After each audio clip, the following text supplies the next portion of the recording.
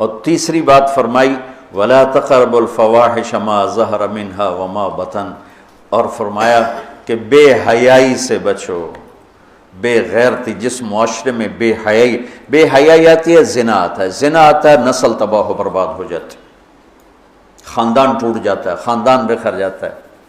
ہمارے مسائل اور ہیں، کچھ نہ کچھ ہمارا فیملی سسٹم پھر بھی موجود ہے، لیکن یورپ تباہ ہو چکا ہے، مغربی ملک تباہ ہو چکے ہیں کہ ان کا فیملی سسٹم ٹوٹ چکا ہے، وہاں نہ کوئی ماں ہے، نہ کوئی باپ ہے، نہ کوئی بھائی ہے، نہ کوئی بہن ہے، نہ کوئی بیٹی ہے، نہ کوئی بیوی ہے، وہ انتہائی کرب کا شکار ہے۔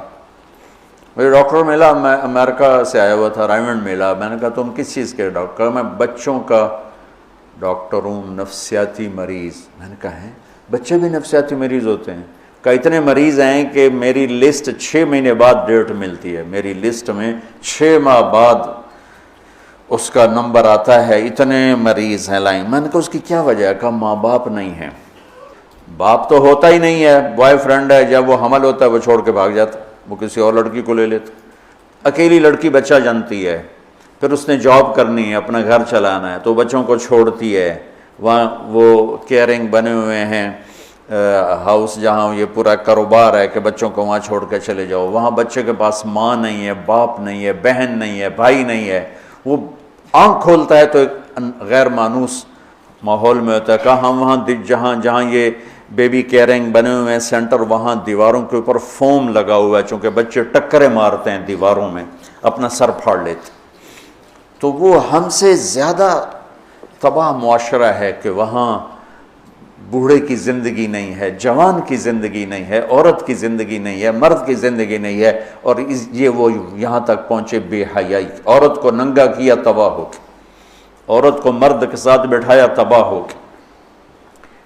میرے رب نے حد فاصل قرار دیا، عورت الگ جنس ہے، مرد الگ جنس ہے، عورت کے لیے گھر کی زندگی ہے، مرد کے لیے بازار کی زندگی ہے۔ جب تم بڑے دانشور بنو گے اور ایک ڈیسک پہ ان کو بٹھاؤ گے تو بے حیائی، آج کی یونیورسٹیوں میں جو کھلم کھلا، میں زبان سے کیسے کہوں، اپنا ہی پیٹ ننگا کرنے والی بات۔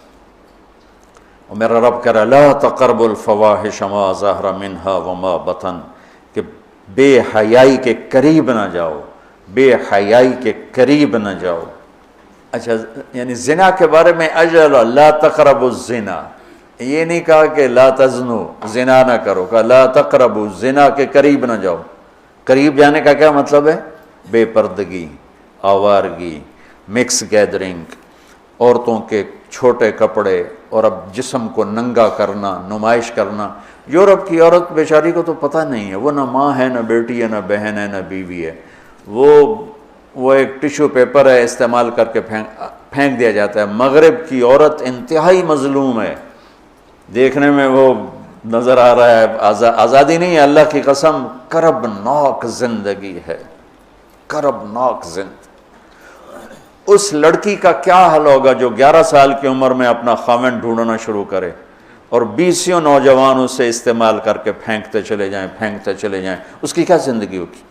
اور اس نوجوان کی کیا زندگی ہوگی جو بیوی کی تلاش میں دھکے کھا مر جائے اور اسے کوئی وفادار لڑکی نہ ملے؟ عورت کو شوہر نہیں ملتا، مرد کو بیوی نہیں ملتی، تو اس لیے وہاں کی نسل گھٹ گئی ہے۔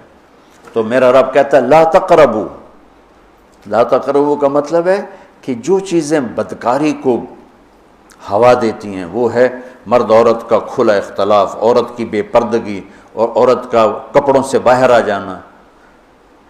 مرد پورے کپڑوں میں اور عورتیں ٹانگیں ننگی کرتی جا رہی ہیں، رانیں ننگی کرتی جا رہی ہیں، بازو ننگی کرتی جا رہی ہیں، کوئی تو عقل کی بات ہو۔